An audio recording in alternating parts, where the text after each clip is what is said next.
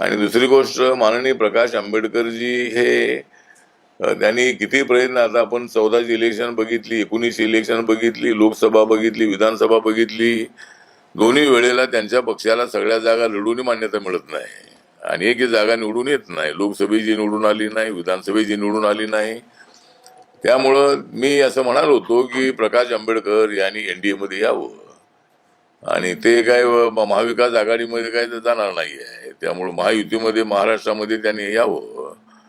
जर ते आले तर ठीक आहे, त्यांना सुद्धा सत्तेची संधी मिळेल. त्यांना माझं मंत्रिपद देऊ किंवा मी तर मंत्री आहेच आहे, त्यांना मंत्री हे करता येईल.